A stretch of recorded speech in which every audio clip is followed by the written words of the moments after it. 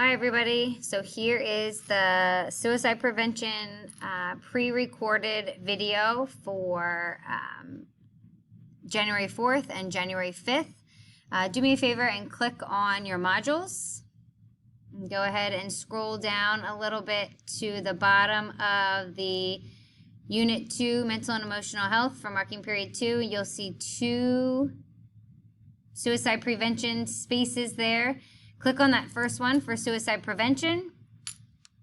You'll see some words here. This link is what you're going to need to open, but today you're going to submit 2 documents.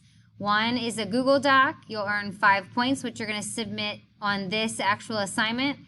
And the second one is a Google Drawing, which you're going to submit on that suicide prevention number 2, which was underneath of this initial assignment out in the modules. Okay, so first let's click on this link. It's going to open up a Google Doc with a pink background. Okay, so I'm going to teach the lesson here and then we'll get going. So today our targets are to identify the risk factors for suicide, and then we're going to identify the warning signs for suicide. We are also going to implement ACT, which is an acronym for acknowledge, care, and tell. So we're going to implement ACT if someone is showing signs of suicide. Okay, so I'm going to click on this first link, and then this MindWise website is great. It shows a ton of information. It gives the National Suicide Prevention Hotline, which is listed right here. You also can text 741-741 to this hotline as well, and someone will be in contact with you. So those were this ACT, this ACT, acknowledge, care, tell. If you ever think someone is in need of help for possibly taking their life, some prevention strategies or from some strategies to help them. First you need to acknowledge that you see some depression or suicide in a friend or in yourself. The second thing you need to do is to care about your friend or about yourself. Show your friend or yourself that you're worried about them and offer some support. And the T is you need to tell a trusted adult so that you can get them or yourself some help, and that is super important.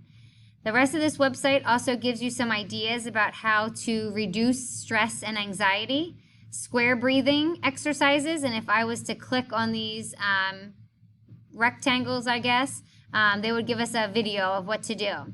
Progressive muscle relaxation, deep belly breathing, stretches to reduce stress, and then meditation exercises. There are also some coping strategies, journaling. Journaling can be very amazing in stressful situations. It can help you learn about yourself in just a few short minutes.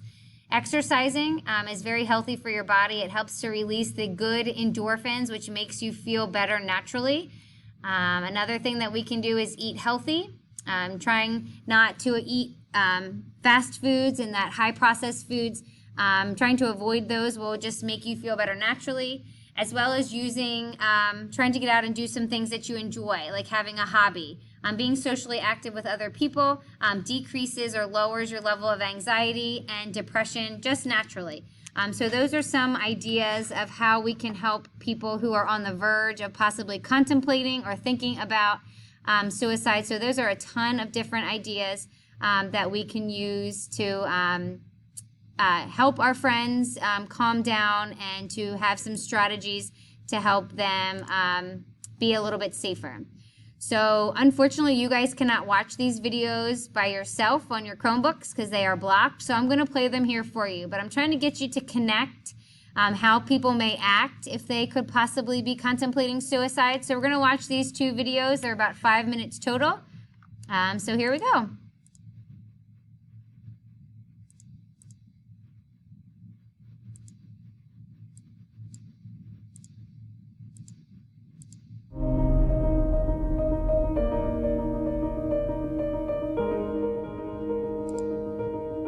I put on a face for my friends, but on the inside I was just hurting.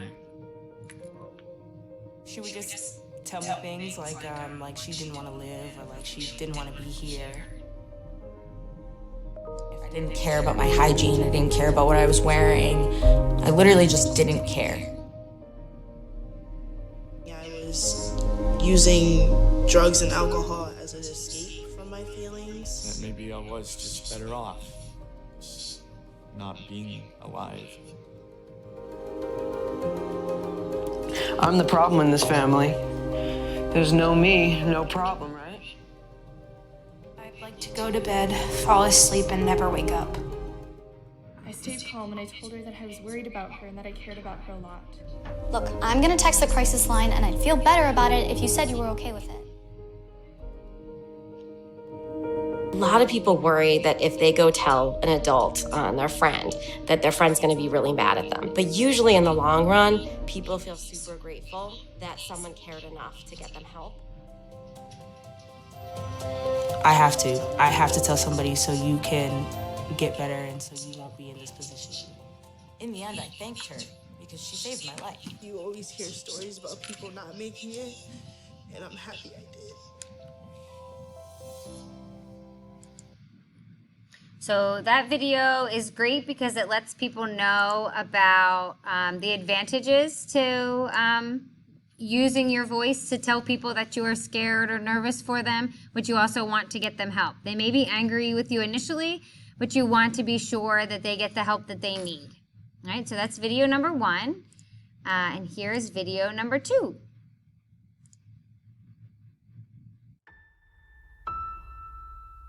I have my ups and downs, just like anybody else. Maybe more than anybody else. I can be hard to figure out. And I like my privacy. I don't want you looking over my shoulder all the time. But you know your kid better than anybody else. And if you think he's acting different than usual... Acting really down, crying all the time for no good reason. Or getting really mad. Not able to sleep, or sleeping too much. Shutting her friends out or giving her stuff away. Acting reckless, drinking, using drugs, staying out late. Suddenly not doing stuff he used to love. Or doing stuff that's just not like him. It might be nothing to worry about. It might just be high school. Or it might be something more. He might be depressed. Not just feeling down, really depressed. It might be that your kid is thinking about killing himself. It happens. More than you think. More than it should.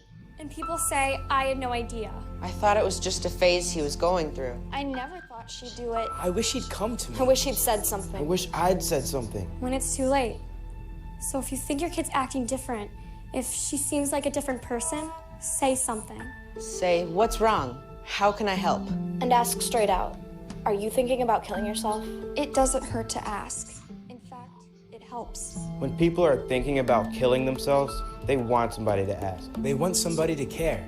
Maybe you're afraid you'll make it worse if you ask. Like, you'll put the idea in their head. Believe me, it doesn't work that way. It doesn't hurt to ask. In fact, the best way to keep a teenager from killing herself is to ask, are you thinking about killing yourself? And what if they say yes? Or maybe. Or sometimes. Well, here's what you don't say. That's crazy. Don't be such a drama queen. You're making too much of this. That boy's not worth killing yourself over. That's not going to solve anything. You're just trying to get attention. You're not going to kill yourself. What you do say is... I'm sorry you're feeling so bad.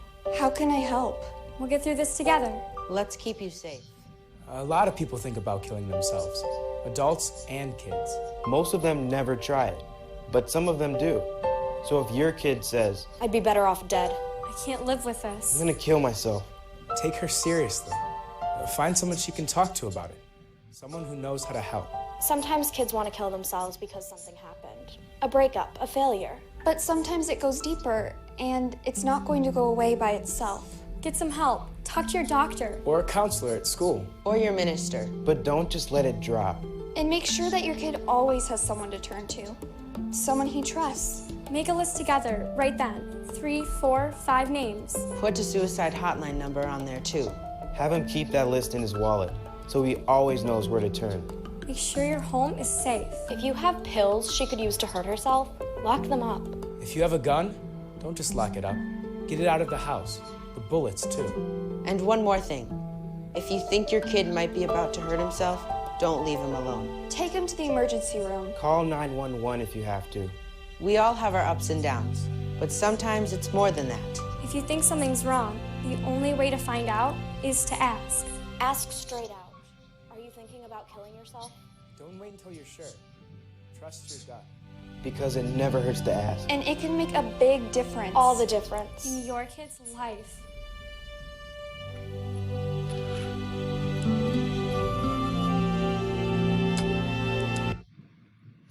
All right, so obviously the most important thing that we just talked about even in the last video was making sure that you are able to reach out for help, whether it's your own help or whether it's somebody else that you're trying to help. This is the phone number for the National Suicide Prevention Line, as well as their website. So these are two great resources for us to use in case anybody needs to reach out for help. Okay. Now the learn part. This part is important. This is this is a strategy that we can use to help prevent suicide. This act, again, acknowledge that your friend or yourself has a problem and that the symptoms are important and that they are serious. The C is care. You're going to care about your friends by letting them know that you recognize the seriousness of their situation and that you want to help them, because remember that they are our friends and we want our friends to be around forever. And then the T is to tell a trusted adult about your concerns and make sure that we tell the right person so that that person can help make the difference, because one person can truly make a difference in the life of someone else. Okay, so that act is super important. Here's what I want you to do right now. This first activity link is for our English speakers. The second activity link is for the Spanish speakers. And the third activity link is for anyone who speaks Portuguese. So go ahead and click on that link. It's going to open up the document for you, and you're going to click make a copy. And then go ahead and do me a favor and do the first two things that we always do, and that's changing the name. So go ahead and erase copy of. You're going to type your name and hit enter, and then you're going to move it into your student health folder, whatever your health folder is. Mine is student health because otherwise I'd be putting it into some other folders. And you're just going to click move. So remember, change your name, the name of the document, and move it into your health folder. So what I want you to do right here is you're going to tell me 2 strategies to prevent suicide. And then you're going to tell me 3 ways that you can help yourself or a friend who is possibly contemplating suicide. So there's 5 things that you need to do on this paper. 2 strategies to help prevent suicide, and then 3 ways that you yourself, or you can help yourself, or you can help a friend who is contemplating suicide. Remember that word contemplating means thinking about or thinking of. And when you're finished this, all you're going to do is go back to our Canvas page, and you're going to click submit assignment, because I already unfortunately clicked submit on this one. So you would click submit assignment.